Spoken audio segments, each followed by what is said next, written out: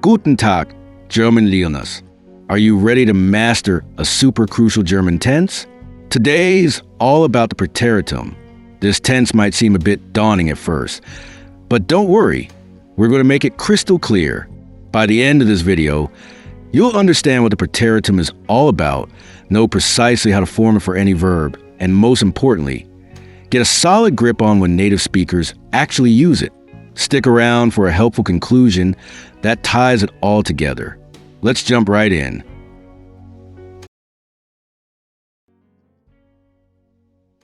The Präteritum, often referred to as the simple past tense in the English language or imperfect in the German language, constitutes one of the three primary past tenses in German. The three past tenses in German are the Präteritum, the perfect, and Plusquamperfect. The Präteritum denotes events that occurred and were completed in the past, bearing functional similarities to the English simple past tense. Morphologically, Präteritum is a non-compound tense, typically comprising a single verb form, such as ging, hatte, or kaufte.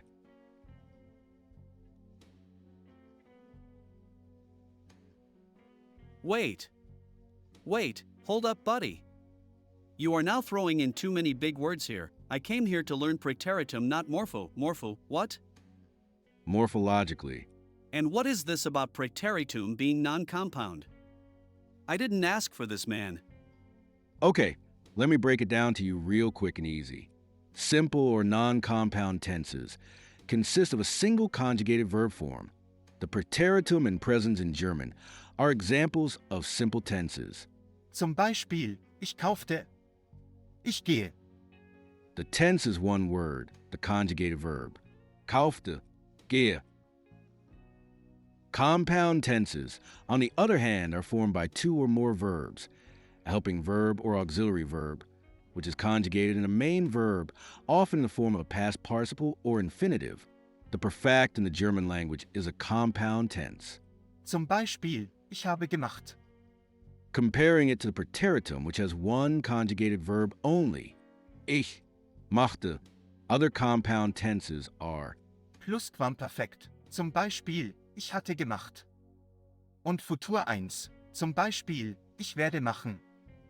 I guess you now understand why the Präteritum is called the simple past tense, or why it is a non-compound tense, and how it is different in formation from the other two past tenses, perfect and plusquamperfect.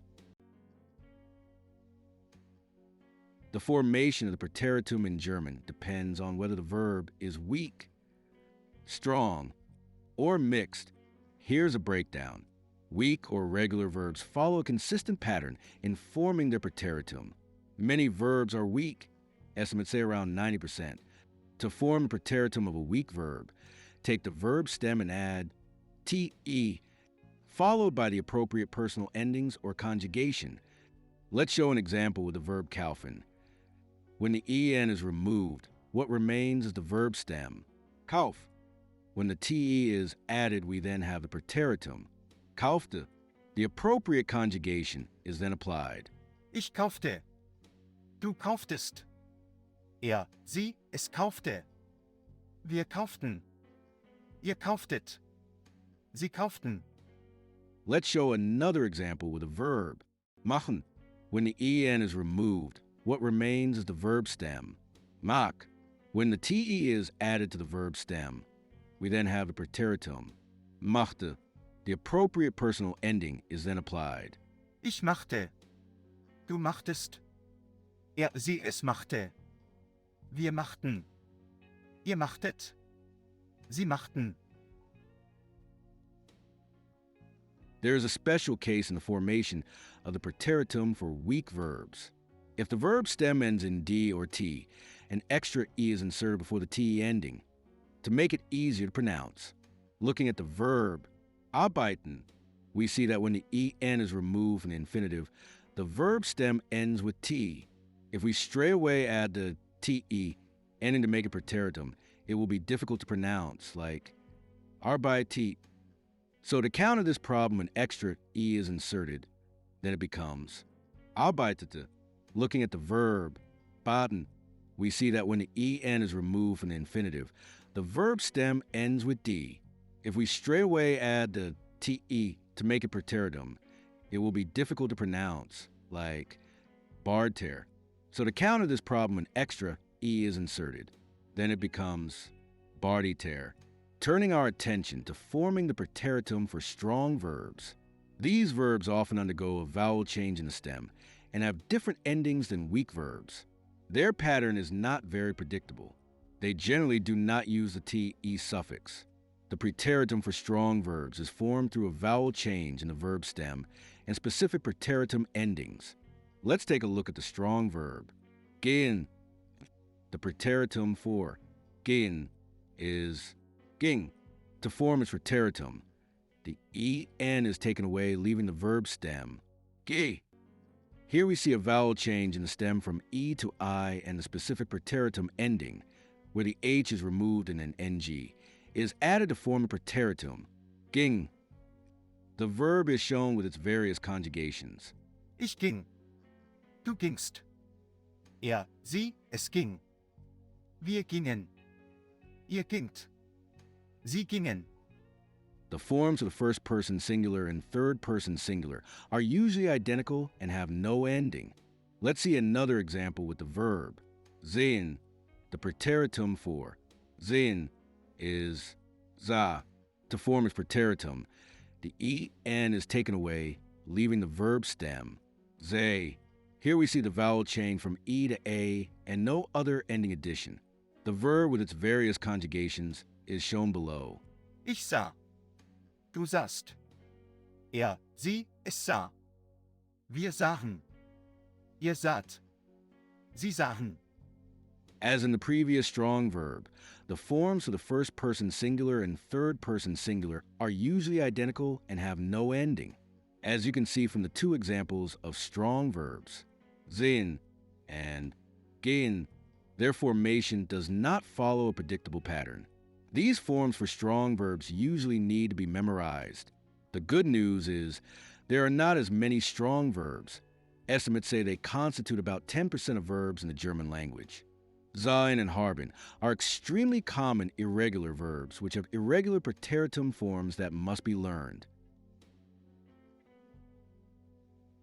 You might probably be wondering, what differentiates these verbs into being classified as weak or strong verbs? Well, in the English language, all verbs which have a past tense formed by adding an ed at the end are weak verbs. The past tense for some weak verbs is formed by adding d or adding t.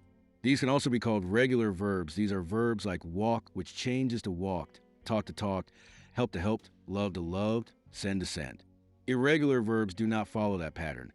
Examples are run, which changes to ran, go to went. The same can be seen in the German language, where weak verbs follow a pattern, where te is added to the verb stem to change the verb to the past tense. That is a Präteritum. Lastly, we look at the formation of the Präteritum for mixed verbs. Mixed verbs are a hybrid. They show a vowel change in the stem like strong verbs, but take the te endings like weak verbs. Examples of mixed verbs in German are Denken zu dachte. Bringen zu brachte. Kennen zu kannte.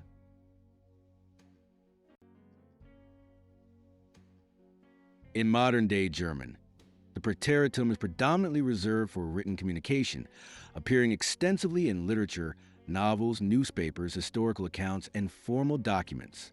This stands in sharp contrast to English, with a simple past as a default spoken past tense, as well as the main past tense used in written communication. Within narrative contexts, the Präteritum functions as the present relative to the story. This means that a story written in the Präteritum can be set in the past, future, or a fictional universe, with the Präteritum serving as a narrative's internal now. This shows that the Präteritum's role in storytelling, where it establishes the present relative to the story, means it is not inherently a past tense in the sense of describing events that are over relative to the moment of speaking.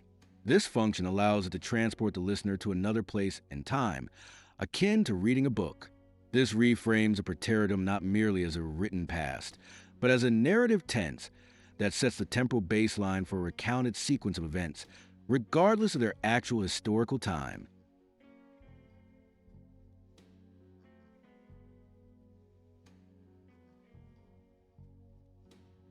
So, is this now turning into like science fiction? Is this like the multiverse stuff, time travel, infinity? Okay, man, these things used to confuse me also, but there are these two great examples which can help you to understand. Imagine describing a historical battle using perfect. Im Jahre 1815 hatte Napoleon seine letzte Schlacht verloren. In English, this means, in the year 1815, Napoleon had lost his last battle. This is a factual statement, an event completed relative to our now. Imagine again describing a historical battle using Präteritum. Es war das Jahr 1815. Napoleon stand vor seiner letzten Schlacht.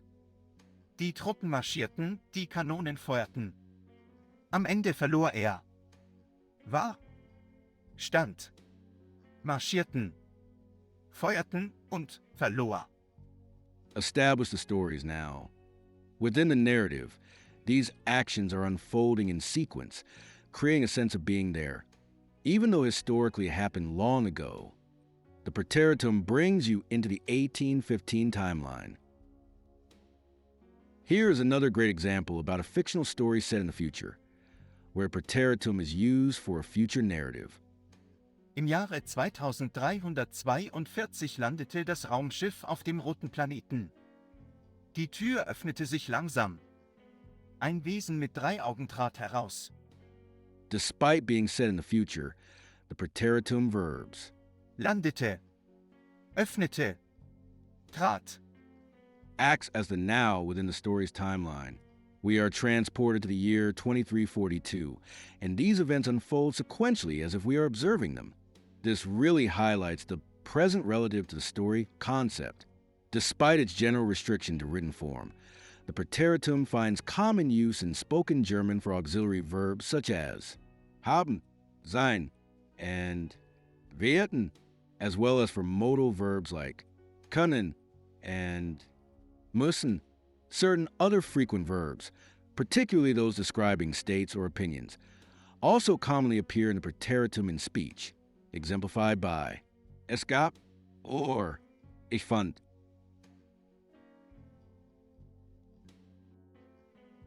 In contemporary German, the functional differentiation between Präteritum and Perfekt follows distinct patterns. The Präteritum remains a primary tense for formal, narrative, and literary texts, including novels, history books, academic writing, and news reports. Note that when writing emails and letters, the perfect is normally used. The perfect is a dominant form, used for approximately 90% of spoken communication about past events.